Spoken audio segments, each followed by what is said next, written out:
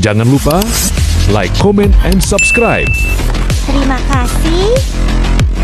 Beberapa bulan sebelum persidangan digelar, Umi Pia mengisi kajian rutin di Masjid Agung Banten yang juga dihadiri oleh Norma dan ibunya. Topik kajian saat itu adalah pentingnya kedudukan ibu di dalam agama Islam. Ibu diibaratkan sebagai madrasah pertama bagi anak-anaknya dan menyimpan cinta yang sangat murni. Norma tampak gelisah dan berbisik di telinga ibunya. Ia resah menunggu paket makanan yang belum datang juga, padahal sudah akan dibagikan ke anak TPA. Norma memberi penjelasan pada sang ibu jika jatah ibunya sudah disisihkan. Ia bergegas ke depan gerbang masjid untuk mengambil paketan yang sudah hampir tiba. 3 kardus berisi makanan ringan itu langsung disambut oleh anak-anak yang berebut mengambil jatahnya masing-masing. Di saat itulah, Fajri, kurir paket, memperkenalkan atasannya yang bernama Irfan pada Norma. Irfan menyodorkan tangan untuk menjabat tangan Norma.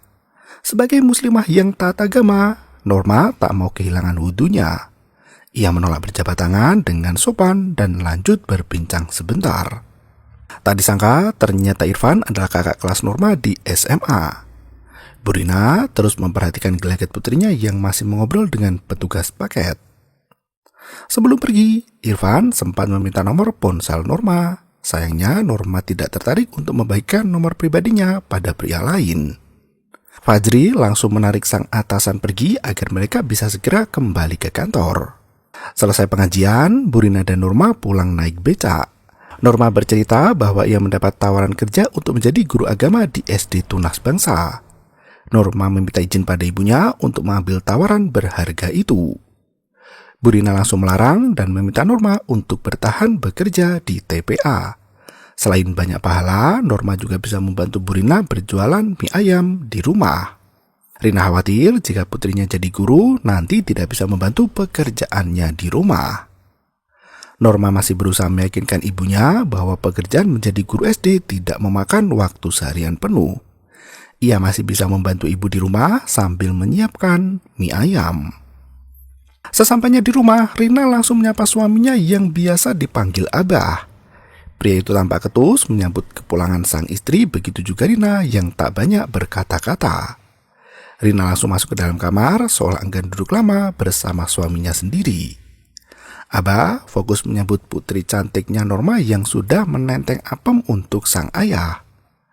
Mereka ngobrol asik berdua sementara Rina duduk tenang di dalam kamar.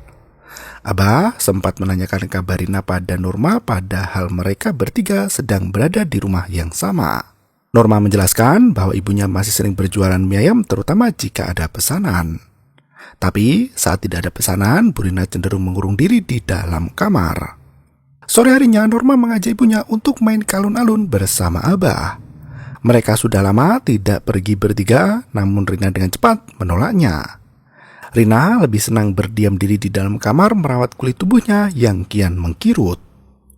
Norma dan abahnya pergi ke alun-alun untuk menikmati jajanan pinggir jalan yang memang menggugah selera. Norma merengek pada sang ayah agar pindah kerja di dekat rumah saja. Ia lelah harus hidup terpisah dengan kedua orang tua. Ternyata Abah Norma sudah lama kerja di Jakarta dan hanya pulang saat libur atau cuti saja. Terlebih lagi, gaji pekerja di daerah tidak sebanyak di ibu kota. Abah berbisik saat Norma sudah punya pasangan nanti, bisa jadi Norma yang lupa dengan abahnya. Norma tertawa geli dan berkata jika ia tidak pernah kepikiran untuk berpacaran. Bahkan, Norma belum berencana untuk menikah karena usianya masih muda.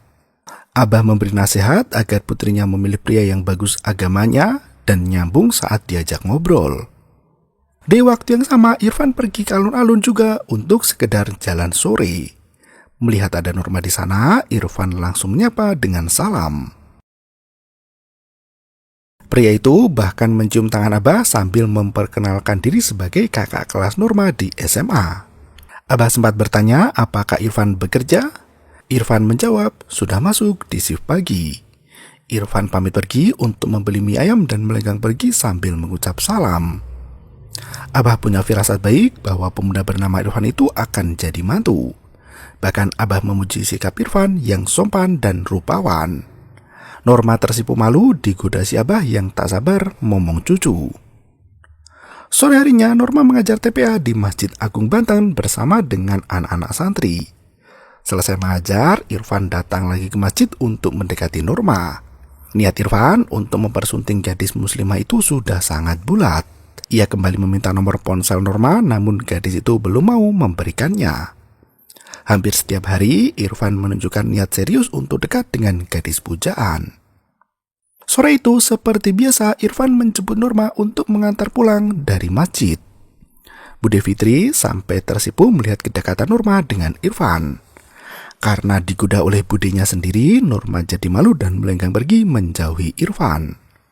Di suatu hari, Norma menjadi panitia kajian di masjid yang mengharuskan ia pulang malam.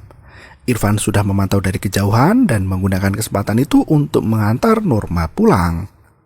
Umi Pia menitipkan Norma pada Irfan karena hari sudah malam dan lebih aman jika diantar pulang oleh orang yang dikenal. Umi memperingatkan Irfan agar tidak berbuat macam-macam pada Norma. Saat berjalan menuju ke parkiran motor, kendaraan Irfan sejak SMA itu tidak mau menyala. Norma dan Irfan terpaksa jalan kaki bersama hingga sampai rumah. Dalam perjalanan itu, mereka berdua saling berbincang hingga kedekatan yang terjalin kian merekah. Norma mengungkapkan jika di zaman SMA dulu, teman sekelasnya banyak yang naksir pada Irfan. Sesampainya di rumah, Norma hendak buru-buru masuk, namun Irfan memberikan permen untuk gadis tercintanya itu. Irfan meminta izin untuk pamit pada sang abah atau ibu. Rina sudah mengintip dari dalam rumah dengan emosi yang meninggi. Benar saja, wanita itu berteriak memanggil Norma agar segera masuk ke dalam kamar. Karena abah sedang tidak ada di rumah, Irfan langsung pamit pada Bu Rina. Awalnya, ibu Norma terlihat sangat cuek dan tidak peduli. Rina sibuk memarahi Norma yang pulang larut malam dan diantar oleh laki-laki yang bukan murim. Rina merasa malu dengan tetangga jika melihat putrinya berduaan dengan pria. Norma merasa janggal pada ibunya yang tidak pernah suka dengan teman-teman Norma. Sikap Norma yang menanyakan alasan dianggap sebagai sikap melawan ibunya. Rina menggunakan kalimat sakti di mana seorang ibu adalah satu-satunya yang mengandung dan melahirkan Norma. Ia tidak mau sikapnya dikritisi, apalagi dipertanyakan. Pokoknya, semua yang dilakukan ibu selalu benar dan tidak boleh dibantah. Beberapa hari berikutnya, Irfan datang lagi ke masjid, tapi Norma sudah pulang dengan berjalan kaki. Irfan menyusul gadis pujaan dengan sepeda motor dan bertemu di dekat alun-alun. Norma sengaja menjauhi Irfan karena ibunya tidak suka melihat Norma dekat dengan pria muda. Saking patuhnya pada orang tua, Norma sampai mengancam Irfan agar tidak datang lagi menemuinya. Irfan berusaha meyakinkan Norma bahwa ia bisa merayu calon mertua. Irfan berjanji akan berusaha lebih keras lagi agar ibu Norma suka dengannya. Norma sempat ragu dengan keyakinan Irfan yang hendak menunjukkan niat seriusnya itu. Irfan mengajak Norma untuk sama-sama berdoa dengan bismillah agar hati Bu Rina bisa luluh padanya dan merestui hubungan mereka berdua. Benar saja, hampir setiap hari Irfan membantu Bu Rina untuk berjualan mie ayam. Bude Fitri ikut memberi semangat agar Irfan tidak menyerah di tengah jalan. Bahkan Irfan sering memberi hadiah kecil untuk calon mertuanya itu. Rina memang terkesan ketus dan acuh tak acuh. Irfan mengajak Norma untuk pulang ke rumahnya dan berkenalan pertama kali dengan ibu Irfan yang bernama Bu Tanti. Irfan sendiri adalah anak kedua dari 3 bersaudara. Ia mempunyai kakak perempuan bernama Mira dan adik perempuan bernama Firza. Bu Tanti sendiri sedang sibuk mencari akta kelahiran Mira dan tidak sengaja mengacuhkan Norma. Irfan sampai tidak enak sendiri dan meminta maaf pada calon istrinya itu. Tanti sempat kaget mendengar Irfan mengenalkan Norma padanya sebagai calon istri. Setelah berkenalan dengan orang tua Irfan, kini giliran Irfan yang mengungkapkan niat baiknya pada ibu Norma. Irfan berjanji dan memastikan bahwa ia bisa membahagiakan Norma. Irfan pun mengutarakan keseriusan untuk mempersunting Norma. Rina tampak kesal dan langsung mengusir Irfan dari rumahnya. Wanita itu menegaskan jika ia tidak mengizinkan Irfan masuk ke dalam rumahnya sendiri. Norma tak tahu harus bagaimana menyikapi sang ibu yang sangat dingin dan selalu ketus padanya. Setelah Irfan pulang, Norma kembali bicara pada ibunya untuk mencari tahu apa yang tidak disukai dari Irfan. Rina justru memaksa Norma untuk memilih antara ibu dan calon suami. Norma bingung menjadi anak Rina. Wanita itu seolah menginginkan putrinya tidak menikah seumur hidupnya. Bahkan Norma dituntut untuk merawat ibunya sampai akhir hayat tanpa memiliki kehidupan sendiri. Rina menggunakan kalimat ceramah yang disampaikan Umi Pia bahwa ibu adalah yang paling utama. Hubungan Norma dan Irfan tidak berjalan mudah. Demi menikahi sang pujaan hati, Irfan nekat mengajak Norma ke Jakarta untuk meminta restu dari Abah. Bagaimanapun juga, Abah Norma lah yang akan menjadi wali nikah. Sesampainya di Jakarta, Abah langsung setuju dengan Irfan. Meski awalnya sempat berpikir negatif, namun kecurigaan Abah berhasil terbantahkan. Irfan benar-benar serius meminang putri Abah dengan perasaan cinta yang tulus.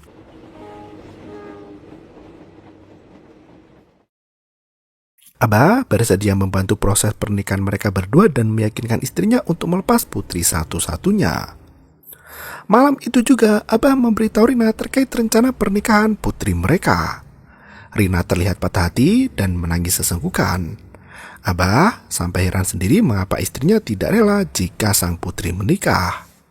Abah marah besar dan bertanya mengapa Rina tidak mau melihat Norma bahagia. Rina masih menangis sesenggukan, ditambah dengan rasa marah yang lebih besar dari Abah. Ia menegaskan bahwa dirinya tidak akan pernah merestui pernikahan Norma dengan Irfan. Meski Rina tak setuju, Abah tetap akan menikahkan Norma agar putrinya bisa hidup bahagia dengan pria yang dicintainya.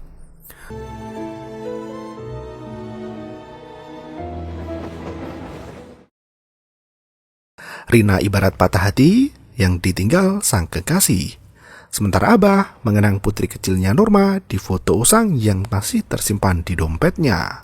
Singkat cerita, proses pernikahan Norma dan Irfan berlangsung dengan hikmat.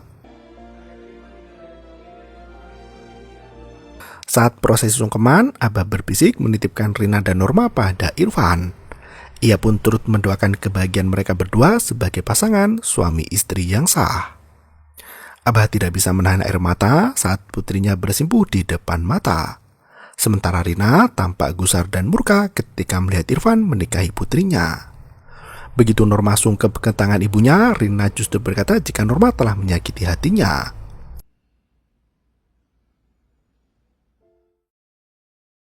Ternyata Rina tak terima karena Norma menikah dengan pria yang selama ini tidur dengannya. Setelah resmi menikah, Norma dan Irfan tinggal bersama di rumah Rina.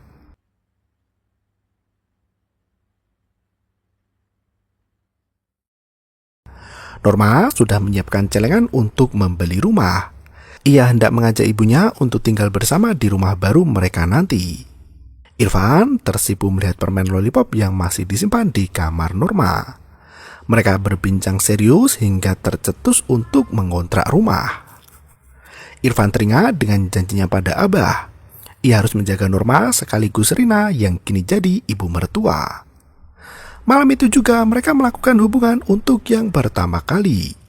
Sementara Rina tidur sendirian di atas kasur yang dingin tanpa sentuhan para lelaki. Hidup Rina semakin tragis begitu mendengar desahan pria pujaan hati yang berhubungan badan dengan anaknya sendiri. Rina sampai menutup kedua telinga agar tidak mendengar adegan mantap-mantap di ranjang samping kamarnya itu. Pagi harinya, Irfan sempat bermesraan dengan Norma sebelum berangkat kerja. Diam-diam, Rina mengamati dari balik pintu. Sesampainya di tempat kerja, Irfan langsung sigap menuntaskan tupoksinya. Etni sempat menggoda Irfan, padahal rekan kerjanya itu baru saja menikah. Karena sudah sore, Norma menyusul ke tempat kerja suami dan memergoki Irfan berduaan dengan Etni. Gadis itu memberi ucapan selamat pada Norma atas pernikahannya dengan Irfan. Etni menegaskan jika dirinya adalah mantan kekasih Irfan yang tidak sengaja diundang di acara pernikahan mereka berdua. Norma sempat curiga jika Etni sebenarnya adalah pacar Irfan yang belum putus saat mereka menikah. Etni langsung pergi, di mana Irfan mengajak Norma untuk pulang bersama. Sebelum sampai rumah, mereka sempat jajan bakso sambil bercengkrama. Norma bertanya sejak kapan Irfan putus dengan Etni. Irfan mengaku tidak ingat karena hubungan itu sudah lama kandas. Norma merasa cemburu apalagi perempuan mantan suami itu bekerja satu tempat dengan Irfan. Mereka berbincang tentang pekerjaan di mana Norma tidak boleh pindah tempat kerja oleh ibunya. Norma berpikir ibunya takut tidak ada yang membantu jualan mie ayam jika dirinya pindah ke tempat lain. Gadis solehah itu mulai berencana untuk membuat warung mie ayam di depan rumah ibu. Meski gaji hanya seberapa, Norma masih bisa menabung untuk daftar umroh. Demi menyenangkan hati ibunya, Norma rela menghabiskan uang tabungan umrohnya sendiri untuk membangun warung mie ayam sang ibu. Rencana itu disambut baik oleh Irfan dan Norma langsung membujuk ibunya. Norma mengajak sang ibu untuk menyantap mie ayam di warung lain. Ia berkata rasa mie ayam buatan ibu jauh lebih enak dari warung itu. Norma pun yakin jualan mie ayam sang ibu akan lebih laris jika telaten berjualan setiap harinya. Rina merasa tersanjung dengan pujian itu, apalagi Norma sempat berkata jika semua orang harus merasakan kelezatan mie ayam buatannya. Irfan pun dengan senang hati membantu proses pembuatan warung mie ayam di pinggir jalan. Abi Yaya ikut datang untuk membantu setelah mendapat informasi dari Bude Fitri. Hasan, Akang, dan warga lain pun ikut bahagia melihat kemajuan bisnis tetangga mereka itu. Sikap saling gotong royong warga membuat keluarga Norma sangat terbantu. Sejak saat itu, Rina makin rajin bikin mie ayam di rumah. Tak terasa, kedai mie ayam milik Rina itu akhirnya buka juga. Rasa cinta mulai tumbuh di hati Rina setelah menantunya turut andil dalam proses pembukaan warung mie ayam. Tak perlu menunggu lama, kedai mie ayam Rina langsung laris di kalangan warga. Ibu mertua Norma ikut datang untuk memberi selamat. Malam harinya, Irfan mengantarkan ibu mertua untuk pulang ke rumah. Saat itu, Irfan berusaha untuk menjadi menantu yang baik dengan memberi perhatian lebih. Bahkan saat membonceng, tangan Rina diarahkan ke perut Irfan sendiri. Sesampainya di rumah, Rina mulai terbayang dengan halusinasi untuk memiliki pasangan seperti Irfan. Lipstik pemberian sang menantu menjadi benda paling berharga di hati Rina. Hari berikutnya, Norma sudah diperbolehkan bekerja di SD. Irfan selalu membantu Rina di warung mie ayam tepatnya sebelum berangkat kerja. Kehidupan keluarga mereka terlihat sangat harmonis dan saling mendukung satu sama lain. Irfan masih terus melontarkan pujian agar diterima oleh mertua yang memang dingin sikapnya pada siapapun juga. Perhatian itu lagi-lagi disalahartikan oleh Rina yang memang haus kasih sayang. Di saat jam istirahat kerja, teman-teman Irfan jajan mie ayam di sana. Etni tak henti menggoda Irfan bahkan di depan Rina dan Bude Fitri. Bahkan Etni menegaskan jika Irfan memang suka digoda meski sudah punya istri. Bude Fitri mulai mengendus ada yang tak beres dengan suami Norma itu. Malam harinya, Norma tak bisa tidur mendengar dering pesan masuk di ponsel suaminya. Diam-diam, Norma yang penasaran langsung membuka pesan di WhatsApp suaminya itu. Ternyata, Etni memberi banyak pesan terkait laporan dan pekerjaan. Norma tak bisa membuktikan kecurigaan pada mantan sang suami yang isi pesannya tidak menjurus ke perselingkuhan. Irfan terbangun dari tidurnya dan memergoki Norma sedang menggenggam ponsel miliknya. Norma langsung mengutarakan isi pikirannya di mana sang ibu mengadukan sikap Irfan yang tampak mesra saat makan mie ayam bersama Etni. Irfan menegaskan bahwa Etni memang genit pada semua pria di kantor. Irfan berhasil meyakinkan Norma bahwa dirinya tidak pernah bermain hati dengan wanita lain. Di malam yang semakin larut, cuaca jadi dingin karena hujan turun deras. Irfan terbangun oleh suara hujan dan keluar dari kamar untuk mengambil minuman. Tak disangka, Rina duduk sendirian di depan televisi untuk menghabiskan malam sendirian. Irfan ikut duduk di sofa sambil menonton TV bersama ibu mertua. Teringat dengan cerita Norma di mana Rina mengadukan kedekatan Etni dan Irfan, pria itu langsung memberi klarifikasi pada ibu mertua. Irfan menegaskan bahwa dirinya tidak punya hubungan apapun dengan Etni. Irfan menegaskan jika dirinya adalah pria yang baik yang tidak akan menyakiti hati Rina ataupun Norma. Rina masih bersikap dingin dan langsung pergi masuk kamar. Pagi berikutnya, Norma menerima paket jajanan dari supermarket langganan yang merupakan tempat kerja Irfan. Seperti biasa, Fajri sebagai kurir mengantar makanan ke Masjid Agung. Norma sempat bertanya pada Fajri terkait kedekatan suaminya dengan si Etni. Fajri tampak gelagapan saat mau menjawab. Pria itu memilih jalur aman dan berkata jika semua rekan kerja memang sudah biasa bersikap seperti itu. Fajri hanya bercerita jika Etni masuk supermarket itu berkat peran Irfan yang memperkerjakan sang mantan kekasih. Setelah Fajri pergi, Norma langsung membuka akun sosial media suaminya. Ia berhasil menemukan Instagram Etni yang masih dipenuhi dengan foto mesra bersama suaminya. Malamnya, Norma sengaja tidak tidur hanya untuk menunggu suaminya pulang kerja. Saat Irfan mandi, Norma kembali membuka pesan WhatsApp di ponsel suaminya yang penuh dengan kata mutiara dari Etni. Norma merasa tak nyaman dengan pesan itu dan meminta Irfan untuk bersikap tegas pada Etni. Irfan mengaku lelah dengan pekerjaannya yang berat di supermarket. Apalagi motornya sudah sering mogok sampai harus mendorong jauh dari kantor sampai rumah. Norma masih terus mempertanyakan sikap Irfan yang merekrut Erni di tempat kerjanya. Irfan menghindar dari cercaan pertanyaan itu dengan tidur di sofa ruang tengah. Rina memergoki Irfan tidur sendirian dan bertanya apakah sang menantu sedang sakit. Irfan mengaku kehujanan saat mendorong motor pulang sampai ke rumah. Rina langsung berinisiatif untuk membuatkan minuman hangat. Ia juga memberikan vitamin agar Irfan tidak masuk angin. Rina penasaran mengapa malam itu si Irfan tidur di luar kamar. Irfan pun mengatakan bahwa Norma cemburu dengan Etni. Rina justru menyalahkan Norma yang menurutnya terlalu dimanja oleh Abah.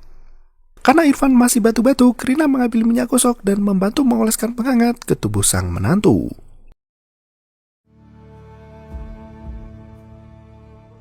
Sentuhan itu semakin membuat Irfan terbuai hasrat bercinta.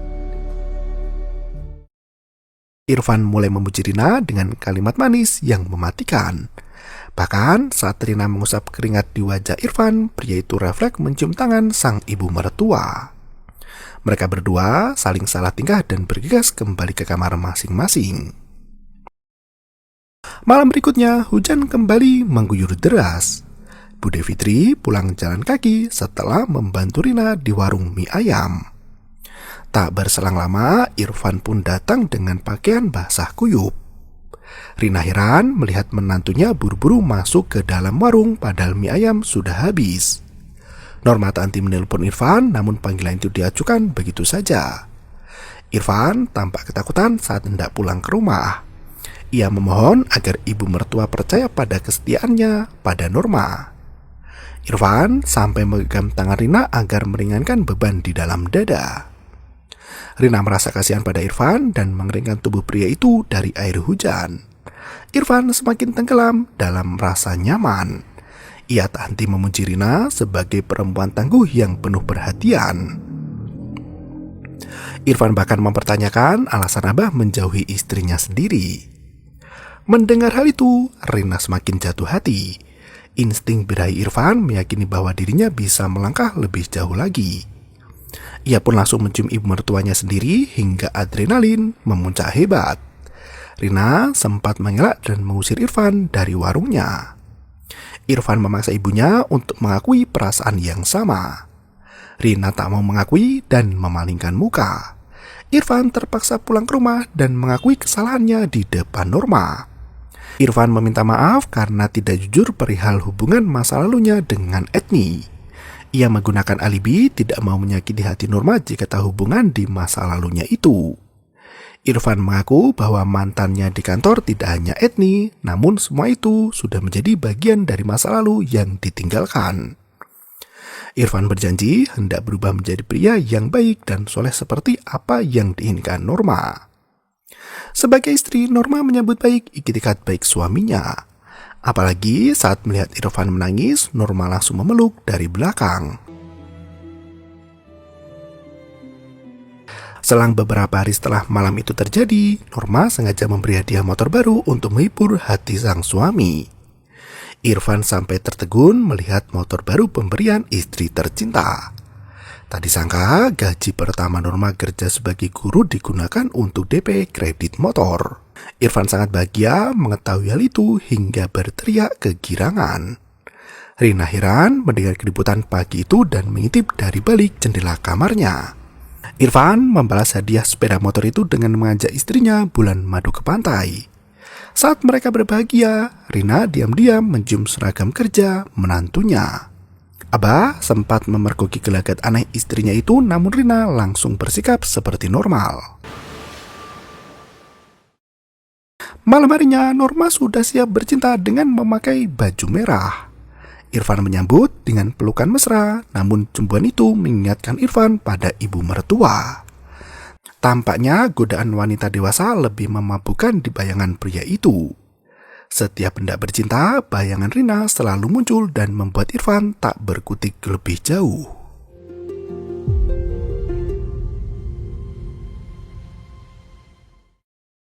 Esok paginya mereka pulang ke rumah dengan motor barunya. Abah sedang menunggu travel yang akan menjemputnya menuju ke Jakarta. Sebelum pergi, Abah kembali menitipkan Norma pada Irfan. Rina mulai menunjukkan rasa marahnya pada Irfan yang baru pulang dari bulan madu. Wanita itu melenggang pergi ke warung mie ayam untuk mulai bekerja lagi. Irfan menyusul ke warung mie ayam tepat sebelum berangkat kerja.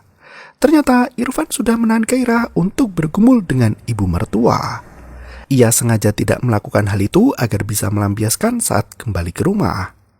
Benar saja, Irfan menarik tangan Rina ke dalam gudang mie ayam dan langsung menggaulinya. Tak berselang lama, Bude Fitri datang ke warung mie ayam untuk membantu Rina berjualan. Ia heran melihat warung masih tutupan padahal hari sudah siang. Bude Fitri masuk karena dompetnya tertinggal di dalam. Ia sempat mendengar suara teriakan Irfan di gudang.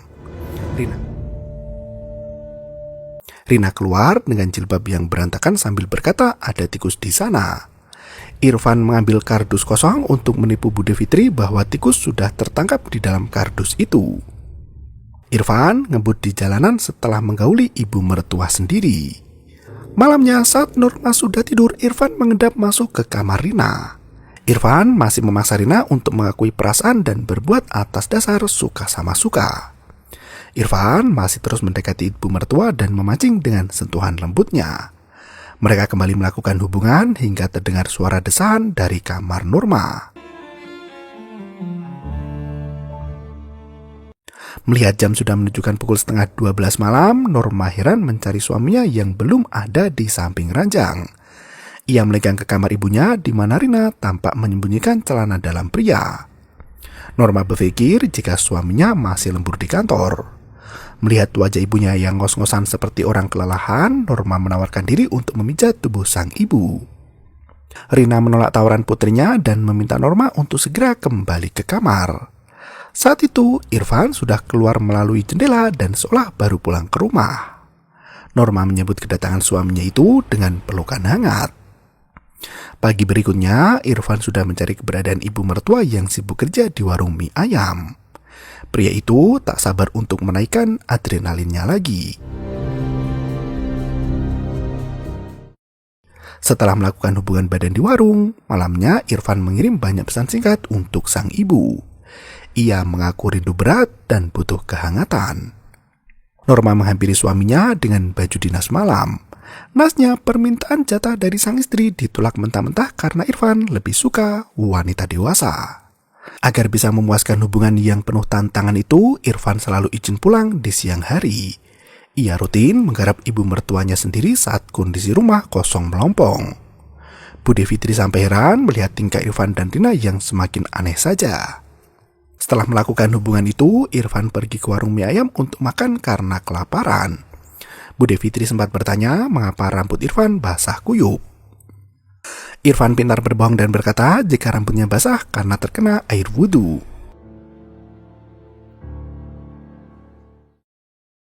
Karena gelagat Irfan dan Rina semakin mencurigakan, Bude Fitri meminta Yaya untuk mengintip ke dalam kamar. Mereka mendengar desahan wanita di kamar Irfan, namun pandangan Yahya terhalang kayu jendela.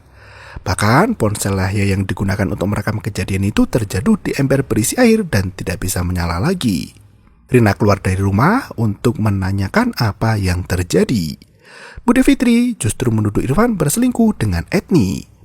Ia mendobrak kamar Irfan yang ternyata hanya tidur sendirian di sana. Bude Fitri bertanya-tanya mengapa Irfan selalu pulang di siang bolong. Irfan menjelaskan jika ia memiliki waktu istirahat 1 jam dan memilih tidur di rumah agar bisa lembur nanti malam. Bude Fitri masih curiga karena suara desahan wanita di kamar Irfan terdengar jelas dari luar rumah. Ia bersikeras untuk mencari tahu siapa wanita itu dan mengungkap semua kejahatan Irfan di belakang istrinya. Yahya sampai menyeret Bude Fitri keluar dari rumah Rina karena tidak ada bukti tentang perselingkuhan mereka berdua. Malam harinya, Irfan menceritakan kejadian itu pada Norma dengan gelak tawa. Irfan pun bercerita jika beberapa hari ini ia sering istirahat di rumah untuk tidur 1 jam. Norma langsung kepikiran dan bertanya pada ibunya apakah suaminya benar-benar pulang ke rumah di saat jam istirahat siang. Rina justru berkata jika dari awal ia sudah tidak merestui hubungan Norma dengan Irfan. Norma nekat berkunjung ke kosan Etni untuk mencari tahu penyebab dari firasat tak tenang itu. Di waktu yang sama, Irfan terus melancarkan aksinya untuk bercinta dengan sang ibu mertua. Etni menjelaskan watak Irfan di kantor yang memang pintar menggait hati wanita. Semua orang berpikir Irfan adalah pria baik hati yang tulus dan polos. Etni sempat memergoki Irfan selingkuh dengan gadis polos berjilbab panjang seperti Norma. Ia tak heran jika Irfan meninggalkan dirinya untuk menikahi Norma. Etni mengungkapkan bahwa kini Irfan sudah mendapatkan apa yang dia inginkan. Tak disangka ternyata Irfan menginginkan sang ibu mertua yang jauh lebih profesional dalam percintaan di atas ranjang. Selang beberapa hari kemudian, Norma menyiapkan kue ulang tahun untuk memberi kejutan pada suami tercinta. Ia tahu Irfan sering pulang di jam istirahat siang agar bisa tidur sebentar di dalam rumah. Saat itu juga Norma izin dari pekerjaan sebentar untuk mengantar kue ulang tahun itu. Di waktu yang sama, Irfan bermain dengan berbagai eksperimen. Norma sampai di kantor si Irfan, namun pria itu sudah pulang meski belum jam istirahat. Bude Fitri kembali memantau rumah Rina dan kali ini mendengar suara Rina yang mendesah hebat. Bude Fitri sampai menangis melihat Rina digauli Irfan dari lubang belakang.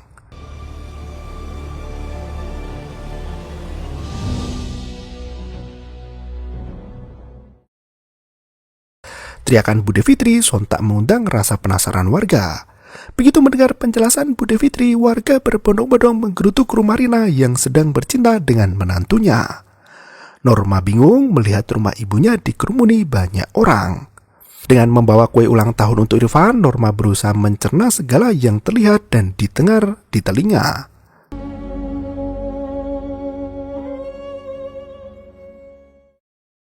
Begitu masuk ke dalam kamar, Norma mendapati suaminya telanjang badan bersama ibu yang meringkuk di pojokan. Irfan langsung bersimpuh meminta ampun pada istrinya yang baru dinikahinya itu.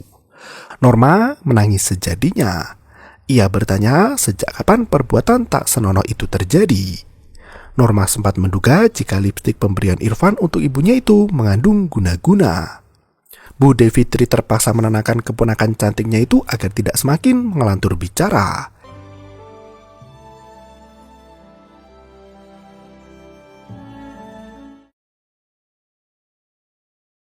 Irfan dan Rina diajak keluar rumah dengan kondisi setengah telanjang.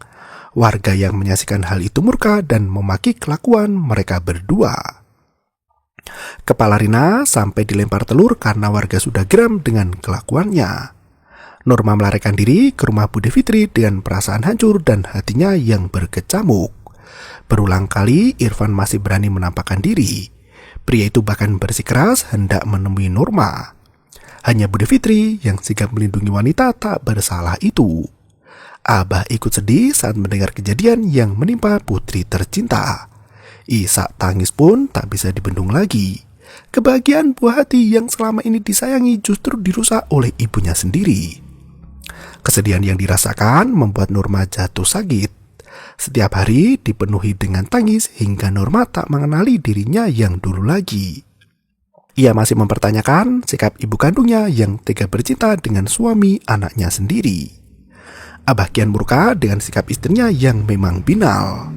Rina kembali bersikap playing victim dan menyalahkan Abah atas kesalahan yang ia perbuat sendiri. Berulang kali Rina mengatakan bahwa ia tidak pernah menginginkan anak dari Abah. Entah setan apa yang merasuki pikiran Rina hingga berkata jika ia tidak menginginkan Norma terlahir ke dunia. Perjuangan Rina yang membesarkan Norma sedari kecil terlihat tidak setulus hati. Rina merasa sudah berkorban banyak untuk Norma dan menuntut balas budi dari darah dagingnya sendiri. Abah menegaskan bahwa ibu yang waras tidak akan berselingkuh dengan menantunya sendiri.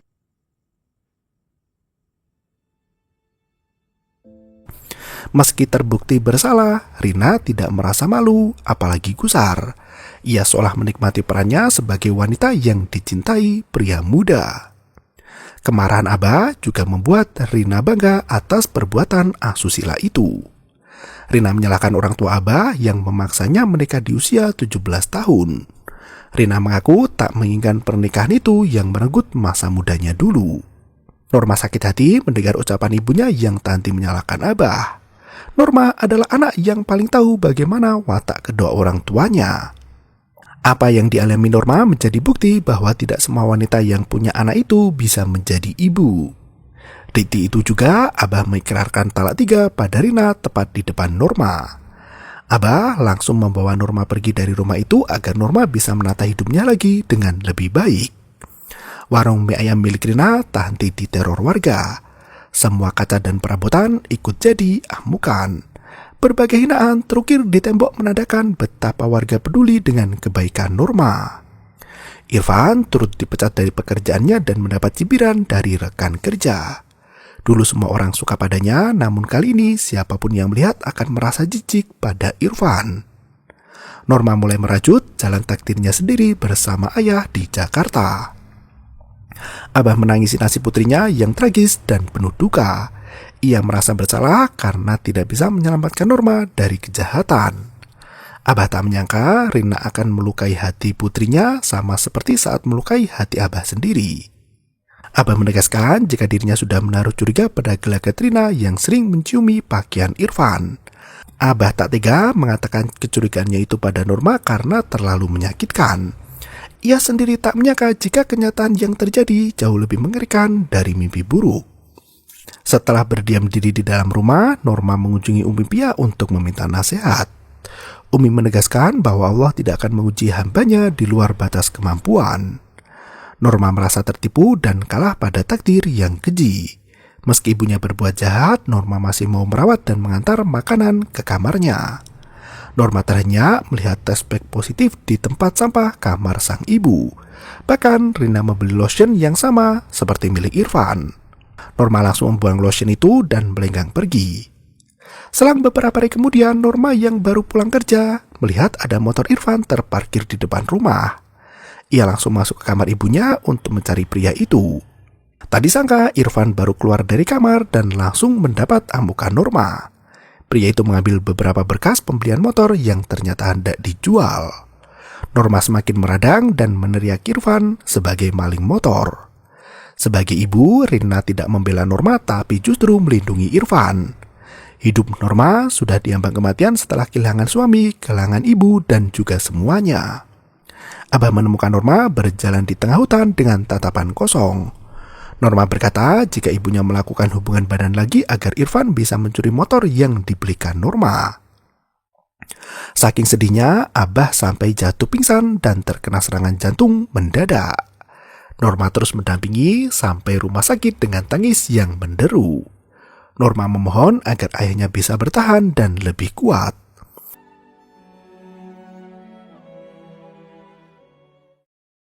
Umi Pia ikut mendampingi Norma dan menjenguk ke rumah sakit.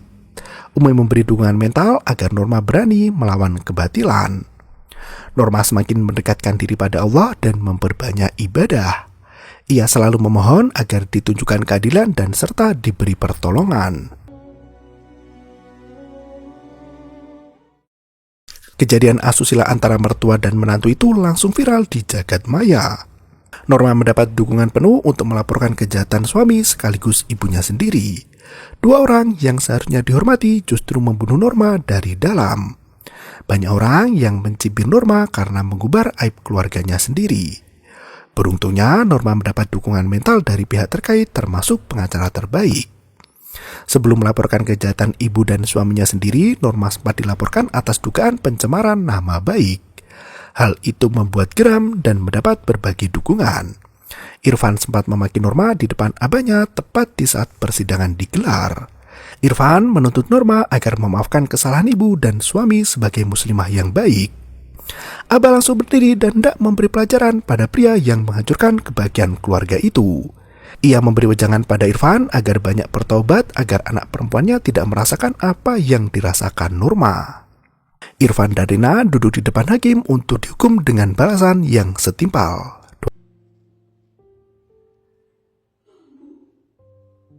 Sebelum sidang dimulai, Norma meminta maaf pada ibunya karena telah lahir ke dunia dan menjadi beban berat bagi sang ibu. Rina masih bisa mengumpat bahwa Norma adalah anak durhaka yang tega menjebluskan ibunya ke penjara. Sidang kembali berlanjut di mana hakim memutuskan terdakwa bersalah dan dihukum 9 bulan penjara. Selama Rina ditahan di dalam jeruji besi, Norma masih menjalankan baktinya untuk menjenguk sang ibu. Norma memberikan uang tabungannya yang masih disimpan di celengan umroh. Sebelum pergi, Norma bertanya mengapa sang ibu tega melakukan semua itu. Rina menegaskan bahwa ia sudah berusaha untuk mengendalikan diri. Ia berusaha untuk menyayangi putrinya meski pada kenyataannya tidak bisa. Rina tidak menyadari jika jiwanya telah rusak oleh hantaman trauma di dalam hidup. Ia tidak merasa sakit, bahkan sikapnya menyimpang dari kenormalan manusia. Norma melenggang pergi seiring sipir penjara yang menyeret tangan Rina kembali ke jeruji besi. Norma mengaku tidak benci pada ibunya karena wanita itu telah melahirkan Norma ke dunia. Ia melenggang pergi dengan membawa kehidupan yang baru setelah mengalami kematian tragis yang menyayat hati. Norma berdoa agar menjadi ibu yang mampu menyayangi anak kandungnya dengan setulus hati tanpa batas.